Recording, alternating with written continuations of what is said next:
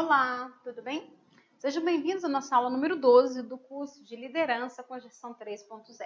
Nós vamos trabalhar um pouco hoje, já conhecendo o que a gente viu na aula passada sobre o que é motivação e a importância de se motivar as pessoas. Nós vamos tentar entender um pouquinho hoje sobre, nessa nossa aula, sobre como essa motivação, qual o impacto que a motivação tem nos indivíduos, na questão da frustração, da falta dessa motivação, e também trabalhar um pouquinho dessas primeiras correntes teóricas de motivação, que trabalham a motivação como sendo uma questão do conteúdo. Motivação não motivação está, ok? Vamos trabalhar então aqui um pouquinho. Então, primeira coisa, sempre que a gente fala de motivação, né, a motivação ela tem uma consequência, né? E essa consequência ela vem de um processo anterior. Então a gente tem antes, o indivíduo ele desempenha determinado comportamento. Se esse comportamento ele for observado, ele for avaliado, isso vai ter um retorno, tá? Então é importante eu ter tanto uma avaliação quanto um feedback, esse retorno. Então imagina que vocês já ouviram falar do guia do GPTW, The Great Place to Work, aquele ranking das melhores empresas para se trabalhar. Então, eu peguei uma frase lá do gerente do GPTW, que ele disse que as pessoas precisam alimentar o profissional com meios para obter autoconhecimento. Tá? E isso vem a partir de uma estratégia de avaliação e de feedback. Então, se você quer que o seu indivíduo, o seu funcionário, o seu membro da sua equipe, ele se comprometa, que ele se autodesenvolva, que ele assuma esse poder, você tem que oferecer maneiras de avaliar aquilo que ele está fazendo e dar um retorno. Você não tem que estar em cima, tutelando, né, falando, apontando o dedo para ele, faz isso, faz aquilo, muito bem, mas você tem que estar ali por perto, ele sentir que você está percebendo que ele está desempenhando aquela tarefa daquele jeito. Então você deu autonomia para ele desempenhar determinada função. Não é porque você deu autonomia que você vai sumir no mapa e o cara nunca mais vai te ver. Né? Você vai dar autonomia, você vai dar o tempo necessário que você julgue pelas competências do funcionário para ele desempenhar aquela tarefa, mas você está sempre ali, né? Igual tipo o mestre dos magos, lembra da caverna do dragão, né? Então, sempre que ele precisar, você aparece. E ali você aparece e dá um retorno, você dá um feedback, mostrar para a pessoa que você está percebendo, você está avaliando que ele tem autonomia, mas ele não está solto, ele não está perdido.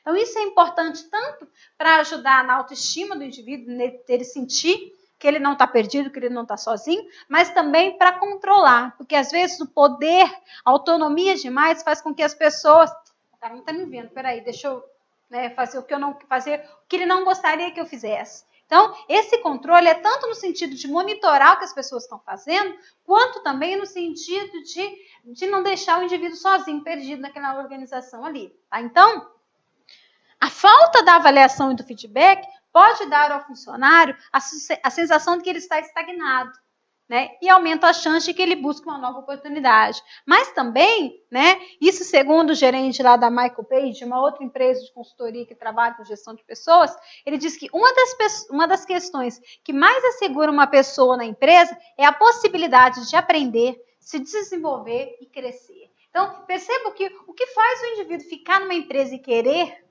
né, é a possibilidade que ele tem de mostrar mais serviço, de se desenvolver, de crescer. Quem nunca teve a opção de mudar de emprego por uma questão salarial, mas preferiu ficar, não, mas aqui faz sentido, aqui eu estou vendo um negócio crescer, eu ganho pouco, mas a gente, né, eu sou valorizado lá, não sei se vale tanta pena. É muitas vezes o que explica que hoje nova população dessa geração Y, Z, eles até pensam no concurso público pela possibilidade da estabilidade e às vezes de um bom salário, mas a partir do momento que eles entram e começam a trabalhar, muitas vezes eles se sentem frustrados pelo exercício daquela atividade, que não proporciona a criatividade, a inovação, o dinamismo, tudo isso que essas pessoas dessa nova geração profissional têm do seu perfil pessoal individual, ok?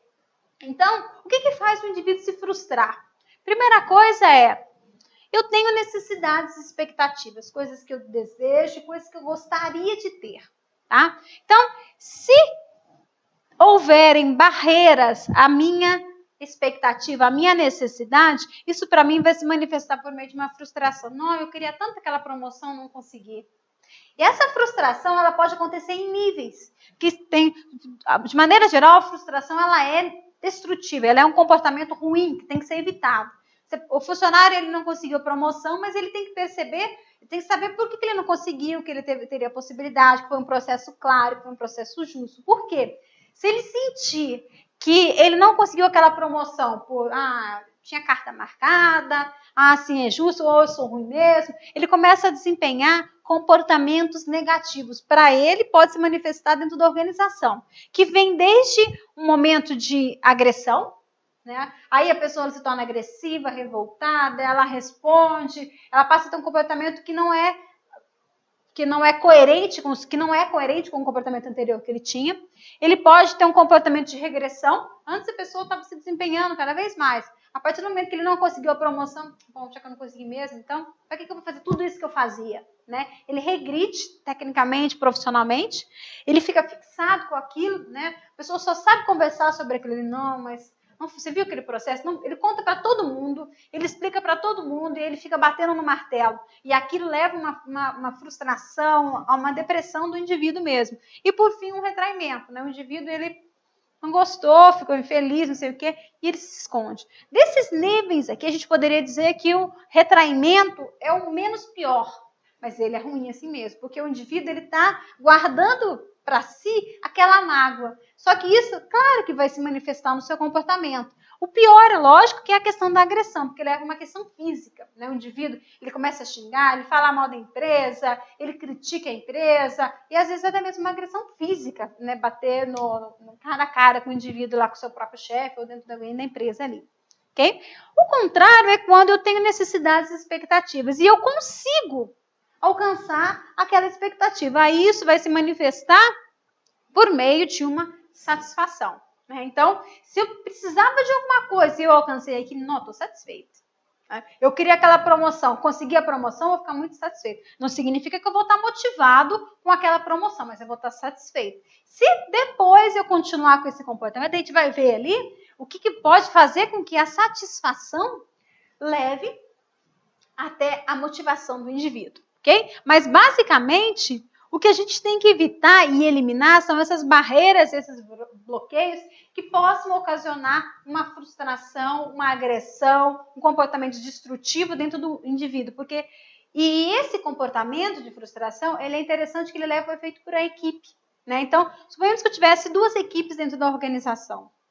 E aí, tinha uma vaga, tinha uma seleção interna para um cargo ali dentro. Aí, um membro de uma equipe se candidata e outro membro da outra equipe se candidata. Quando eu estou numa equipe, eu me identifico com aquela pessoa e eu vejo aquele indivíduo como sendo eu. Então, eu me comparo a ele, eu acho que eu sou ele. Tá? Então, aqueles 2, eles começam a participar de um processo seletivo. E, no final, o membro da equipe A ganha e da equipe B perde. Né? Então, o membro da equipe A, ele vai ficar satisfeito e aquela satisfação ela vai se manifestar dentro de toda a equipe A. Todo mundo da equipe A vai ficar muito feliz, porque ele sente que é ele, é gente da gente. Né? Então, poxa, se eu tivesse ido, também talvez eu tivesse conseguido. Não, ó, tá valendo a pena, tá vendo? Olha lá, o cara conseguiu, foi promovido. Agora, a frustração do membro da equipe B não vai ficar só no membro, vai se repercutir, se não for bem gerenciada, em toda a equipe.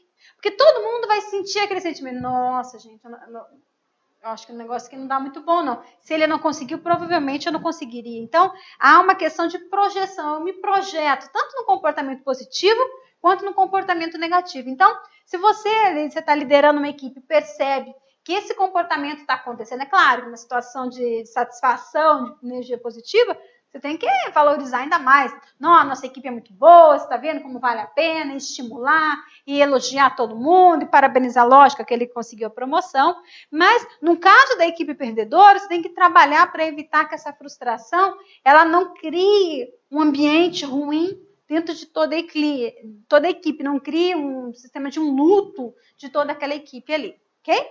Bom, eu trouxe uma charge aqui para a gente descontrair e pensar um pouquinho, que tem um funcionário, ele vai falar com o chefe, né? Eu acho desmotivador quando você nunca me elogie por um trabalho feito. Daí o chefe fala, você nunca fez um trabalho bem feito? E o funcionário, Isso é porque eu estou desmotivado, e o chefe. Mas você tem que fazer primeiro isso. Isso não me faria o líder? Né? Então, é uma chave para a gente refletir um pouquinho sobre a questão de: será que eu tenho que estimular o meu funcionário para ele ter um comportamento? Ou mesmo primeiro ele tem que fazer por merecer? Então, essa questão de você não fez mais que a sua obrigação, até que ponto isso é positivo? Ou premiar demais, até que ponto isso é positivo? Então, a gente vê isso assim, eu lembro na escola, né? Tem vários pais que o menino tira uma nota boa, dá um prêmio para o menino. Toda nota boa ele ganha um prêmio, né? Parece que está comprando, né? Já tem pais que falam: não é nada mais que a sua obrigação. Quem é que está certo nessa situação? Depende, né? Se está funcionando o menino está estudando, ter notas boas, porque ele acha que vale a pena e ainda ele está ganhando dinheirinho, ótimo, o menino está lá, conseguiu comprar o carro que ele queria, a boneca que ela queria, sei lá, enfim, né? Aquele dinheiro é uma recompensa que para ele valeu a pena. Agora o outro, se ele entender que é nada mais que obrigação dele, para ele está funcionando, bem também. Então, a recompensa ou não é uma questão muito particular do indivíduo. Lembra que o que me motiva pode não necessariamente te motivar, né? Assim como também aquilo que vai me deixar frustrado pode não necessariamente te deixar frustrado diante de uma situação, ok? Então, de maneira geral, quando a gente fala de frustração, a gente vê que as pessoas não se deixam manipular.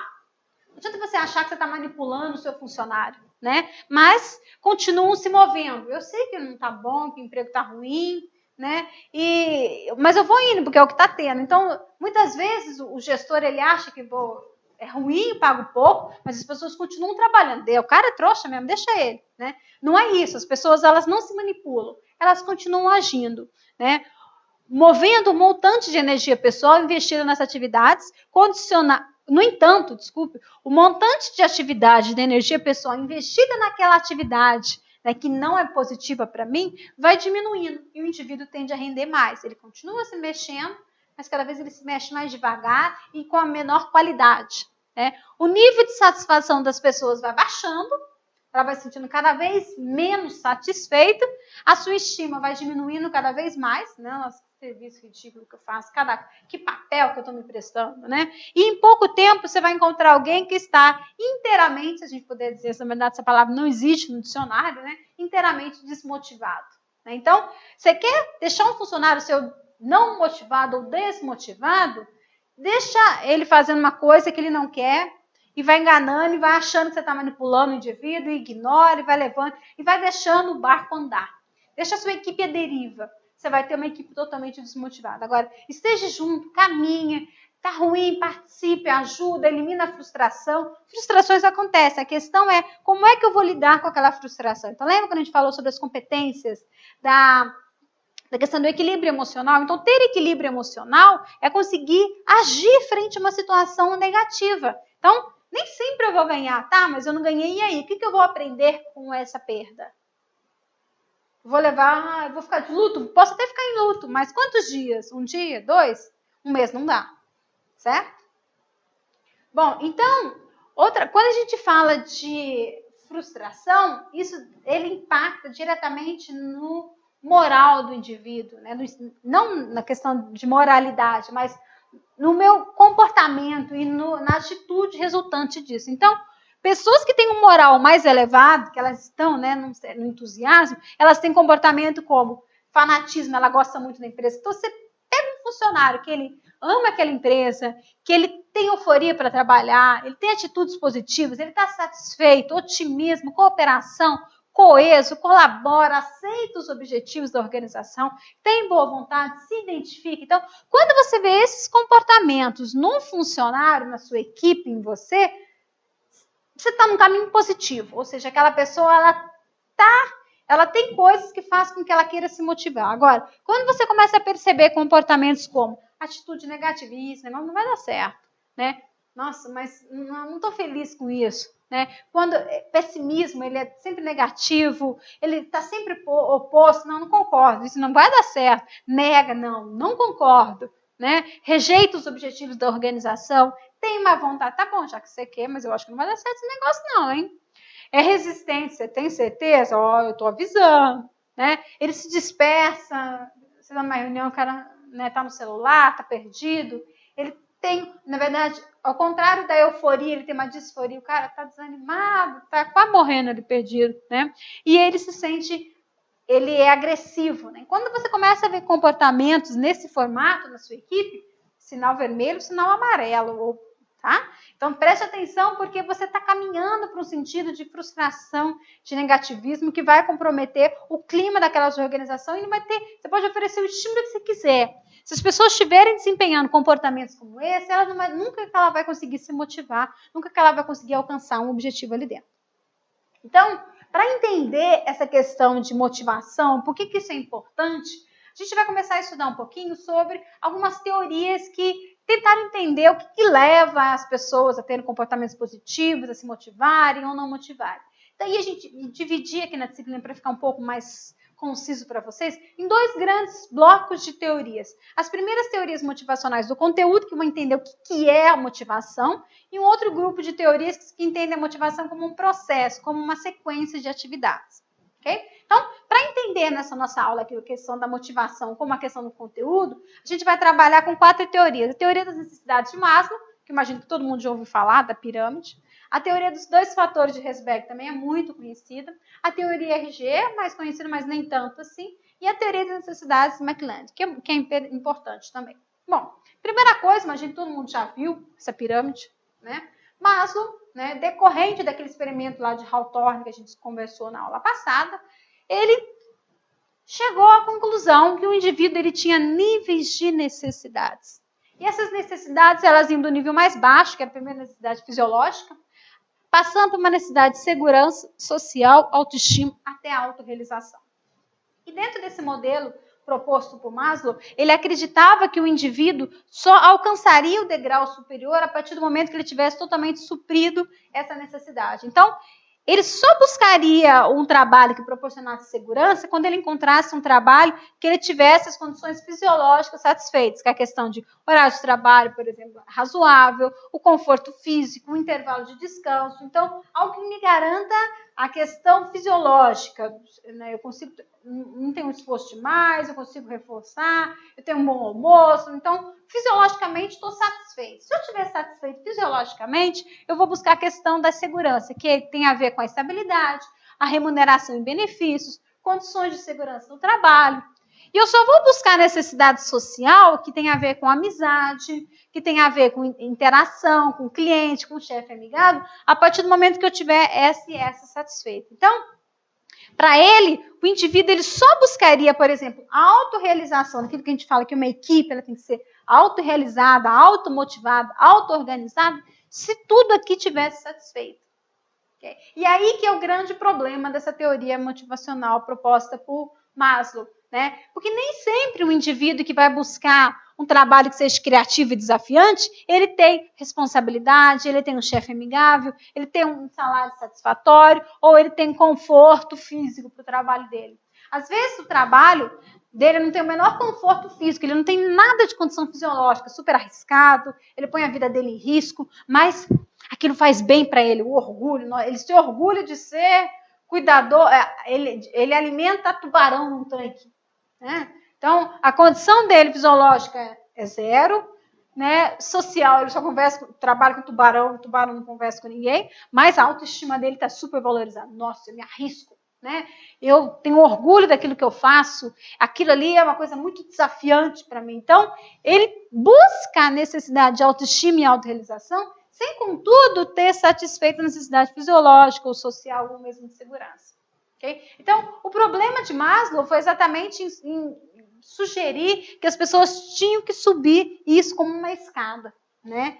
Dividindo entre necessidades primárias, que é a questão de segurança fisiológica, para depois ele buscar as necessidades secundárias. Então, mas, basicamente, nesse momento, lá na década de 40, ele achava assim, então, o operário básico, você tem que oferecer para ele necessidades primárias. Você dá um trabalho que ele ganha um salário, tem estabilidade, tem condições, boa, ele funciona bem, ele trabalha, é isso que ele quer. Agora, aqueles funcionários do nível mais tático e executivo, ele precisa de necessidades secundárias, que são social, de autoestima e de autorrealização. Tá? Então, essa aí é uma certa crítica que se faz. Então, Maslow, eu peguei uma frase dele lá que ele fala assim: não se trata de novos truques, macetes ou técnicas superficiais que podem ser usados para manipular mais eficientemente seres humanos. Trata-se, sim, de um conjunto básico de valores ortodoxos, né, sendo claramente confrontado por um outro sistema de valores mais moderno, mais eficiente e verdadeiro. Fala-se assim aqui das consequências verdadeiramente revolucionárias da descoberta de que a natureza humana tem sido desvalorizada. Então, ele ainda acreditava, né, que esse modelo dele, aqui da hierarquia das necessidades, era uma grande evolução de valorização do ser humano. E realmente era, né? Mas, aquilo que eu falei, que a falha dele foi achar que todo mundo trabalhava... Ops, vim para o lado errado. Que todo mundo trabalhava nessa mesma hierarquia. Aí vem um outro teórico, né, estudando os trabalhos de Maslow, porque realmente ficou muito conhecido. Até hoje a gente utiliza, muitas pessoas utilizam esse modelo de Maslow, né, que foi o Herzberg. O Herzberg ele resolveu fazer um estudo mais empírico, né, porque Maslow, tudo dele era muito teórico ainda, ele não tinha comprovação prática que isso funcionava. Maslow, ao estudar as teorias de Herzberg, ao estudar as teorias de Maslow, ele resolveu fazer um experimento baseado no modelo teórico de Maslow. E fez uma entrevista com um grupo de... esqueci o número de quantos trabalhadores. Tem lá na nossa apostila, não lembro quantas. Ele fez um questionário com um grande número de pessoas para verificar e tentar comprovar, validar esse modelo proposto por Maslow. E aí, o que ele conseguiu encontrar é que, na verdade, as pessoas, nem tudo aquilo que elas faziam, elas percebiam como sendo motivacional. Nem tudo que era oferecido como benefício era visto pela pessoa como sendo algo que motivasse. Mesmo que era oferecido, aquilo não proporcionava motivação. E aí, ele criou fatores que ele chama de fatores motivacionais e fatores higiênicos, fatores satisfacionais. Então, ele disse que nem tudo que é oferecido para o indivíduo motiva o indivíduo. Então, por exemplo, os fatores fisiológicos de segurança, eles não têm a capacidade de motivar ninguém para executar o seu trabalho. Por quê? A questão políticas de administração da empresa, supervisão, relacionamento com o supervisor, condições de trabalho, salário, relacionamento com o colega, vida pessoal. Esses fatores aqui, eles estão muito mais ligados a fatores higiênicos, ou seja, algo que eu preciso ter para sobreviver, do que, na verdade, algo que eu quero ter para eu despertar, que vai proporcionar esse clique, gerando a minha motivação. Okay? Então, o que leva à motivação, o que leva as pessoas se motivarem é trabalho que ofereça a realização, que ofereça o reconhecimento, onde o trabalho em si eu acho que vale a pena, né? A responsabilidade, o progresso e o crescimento. Então, percebam que os fatores que estão ligados à questão da insatisfação com o trabalho, o que me deixa insatisfeito com o meu trabalho? Me deixa insatisfeito o meu salário, me deixa insatisfeito o lugar onde eu trabalho, me deixa insatisfeito as políticas e normas da empresa, tá? Isso são fatores que ele chama de higiene, que não chegam a proporcionar a motivação. Já os fatores motivacionais, eles estão relacionados em si ao trabalho. Então, o que motiva as pessoas são fatores ligados ao trabalho do indivíduo e não ao ambiente organizacional. Você pode criar a sala mais linda, mais decorada, num prédio bonito e dar uma tarefa medíocre para o indivíduo, ele vai se sentir frustrado ao realizar aquela tarefa ali. Ok? Então, o Maslow dividiu, né, entre fatores de manutenção, que eu chamo os fatores extrínsecos, a motivação extrínseca, que a gente já chamou. A presença desses fatores ditos motivacionais extrínsecos são oferecidos pela empresa, salário, condições ambientais, relacionamento com o subordinado, políticas da empresa. A presença deles, quanto maior isso oferecer, mais insatisfeito vai ficar o indivíduo. Tá? Quanto menores, mais insatisfeito. O indivíduo ele pode estar muito insatisfeito ou pouco insatisfeito com a presença desses elementos relacionados ao ambiente, à manutenção. Agora, a presença de fatores intrínsecos ao indivíduo que fazem o indivíduo querer desempenhar aquela tarefa, como a realização, o reconhecimento, a responsabilidade, a promoção, o crescimento, a presença disso, a possibilidade disso existir, faz com que o indivíduo tenha satisfação para desempenhar aquela tarefa. Então, Qualquer coisa que tiver aqui, eu já me sinto satisfeito, né? Muito satisfeito ou pouco satisfeito. Os fatores higiênicos, eles me deixam pouco insatisfeito ou muito insatisfeito, ok? Então, se a gente pudesse colocar isso em dois lados aqui. Os fatores higiênicos, eles me deixam insatisfeito, ok? Ou não insatisfeito. Então, a ausência de fatores higiênicos fazem com que eu me sinta insatisfeito. A presença de fatores motivacionais fazem com que eu me sinta satisfeito. Agora, o que me leva a uma não satisfação? O que me proporciona satisfação são os fatores motivacionais, intrínsecos. O que me leva à não satisfação, é a ausência de fatores motivacionais. Se eu não tenho possibilidade de crescimento, de autoestima, de reconhecimento, eu não vou estar satisfeito, tá? Agora, o que leva à minha insatisfação? O que me deixa insatisfeito com o meu trabalho? Quando eu não tenho nem os fatores higiênicos, né? E o que me leva à minha não insatisfação? A presença dos fatores higiênicos. Então, ou seja, a presença de fatores higiênicos vai garantir com que eu não fique insatisfeito. Mas não vai me fazer ficar satisfeito. O que me deixa satisfeito são os fatores motivacionais. O que me deixa não insatisfeito são a presença dos fatores higiênicos. Okay? Vamos tentar colocar isso num quadrante para tentar ficar um pouquinho mais claro. Se eu pudesse colocar aqui, fatores motivacionais. Se eu tenho a presença de fatores motivacionais ou a ausência de fatores motivacionais. Fatores higiênicos, a presença ou a ausência. O ideal de toda a organização, aquilo que você tem que trabalhar para ter pelos seus líderes, é essa situação aqui, onde eu tenho tanto fatores motivacionais quanto fatores higiênicos. Ou seja, o trabalho e o ambiente são satisfatórios e motivam. É isso que as pessoas querem. Tanto o meu trabalho me traz motivação, quanto o meu ambiente me deixa satisfeito. O pior das situações, né? Eu não tenho fator motivacional e eu não tenho fatores higiênicos. Então, o ambiente de trabalho, o ambiente e o trabalho são insatisfatórios e me desmotivam. A situação onde eu tenho motivação, fatores motivacionais, e eu tenho a ausência de fatores higiênicos. O trabalho me motiva, mas o meu ambiente é insatisfatório. Não, estou muito feliz com o meu trabalho, mas o lugar que eu trabalho é péssimo. O meu salário não é tão bom, né? E a outra situação é, eu tenho fatores de trabalho numa empresa linda, bonita, super bem localizada, tenho conforto, segurança, mas eu não tenho fatores motivacionais. Então, o ambiente me satisfaz, mas o trabalho não é suficiente para me motivar. Então, eu só estou ali enquanto não surgir nada melhor. Certo? Então, se a gente comparar a ideia de Maslow com o de Herzberg, o que a gente vê é os fatores motivacionais são aqueles fatores relacionados à autoestima e à realização. E os fatores de higiene são os fatores sociais, de segurança fisiológica. Tá? Então, perceba que não tem uma relação direta naquela verdadeira escala. Na verdade, existem fatores higiênicos, existem fatores motivacionais. Tá? Essa aí que é a proposta que foi oferecida por Herzberg como uma evolução à teoria motivacional de Maslow.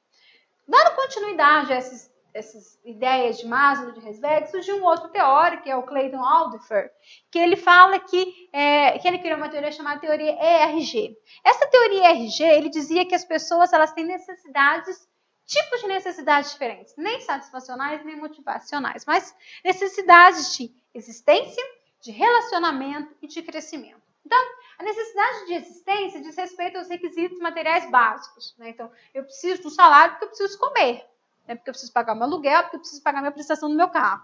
Né? A necessidade de relacionamento. Né? Eu desejo me manter, né? Por que eu quero me relacionar? Porque eu quero manter relações interpessoais com as pessoas. Então, isso é importante para o indivíduo. Trabalhar numa empresa, ter contato, ter amigos, ter colegas de trabalho. E o terceiro grupo de categorias de necessidades são as necessidades de crescimento. As pessoas, todo mundo no fundo quer crescer, quer se desenvolver, quer ser alguém na vida. Né? Então, o indivíduo ele tem categorias diferentes de necessidades. Então, Maslow chamou isso de hierarquia, desde fisiológica até a de autoestima. Maslow diz que existem necessidades satisfacionais e motivacionais. E o Aldifer, ele fala que existem necessidades de existência, necessidade de relacionamento e necessidade de crescimento. Ok? Então, e uma outra teoria que também trabalha com essa questão do que é motivação é a teoria das necessidades de McLeod. McLeod, ele dizia que é muito parecido com essa ideia da teoria RG. Ele diz que as pessoas elas têm necessidade de realização, as pessoas têm necessidade de associação e as pessoas têm necessidade de poder. A necessidade de realização diz respeito à capacidade das pessoas em lutar pelo sucesso, né? Em crescer, se desenvolver, aquilo que eu falei, ser alguém na vida. A necessidade de poder diz respeito àquela questão de mostrar que eu cresci não é porque eu consegui, é porque eu cresci. Agora eu sou o chefe, eu que mando. Então, tem gente que quer o poder. E tem gente que quer a questão da associação, do relacionamento próximo com o outro. E cada um tem necessidades diferenciadas segundo a ideia de McLeod. Então, tem pessoas que elas lutam pelo poder, tem pessoas que lutam pela realização e tem pessoas que lutam pelo relacionamento interpessoal com seus pais. Então, a gente vê aqui, dentro dessas teorias, essas 4 teorias que trabalham a questão da motivação como conteúdo, no fundo, cada uma delas tentou estudar focos diferentes sobre quais são as necessidades. E o que a gente vê aí é que a motivação ela é uma questão complexa no sentido de que a necessidade que eu tenho pode não ser a sua necessidade. E o gestor, ao oferecer o benefício, ele precisa ter clareza e ter feito uma avaliação coerente para oferecer o benefício, o bônus, a recompensa que você deseja. Se eu te ofereço uma recompensa que você não quer, você vai ter um comportamento que pode chegar até uma frustração, né? Você queria a promoção, você não conseguiu a promoção, como prêmio de consolo eu te dou um aumento salarial. Não, mas eu não queria salário, eu queria, né, o cargo. Eu queria ter chegado lá pelos meus méritos, não, né, porque você me deu isso. Então, tem pessoas que querem alcançar, querem se realizar. Tem gente que, você queria o cargo? Então tá, vou te dar, meu filho se forma, vou te dar o cargo para ele. Não, pai, eu não quero o cargo. Eu quero um emprego aqui dentro, que eu quero crescer dentro da empresa e até chegar lá em cima. Então, cada um é cada um tem as suas necessidades e cabe a você, gestor, cabe a você, líder, conseguir entender e perceber o que o seu funcionário precisa para, então, oferecer a resposta adequada para ele. Okay? Espero que tenha ficado bem claro esses aspectos. Na próxima aula, nós vamos discutir um pouquinho da motivação como um conteúdo. Ok? Tchau, até breve.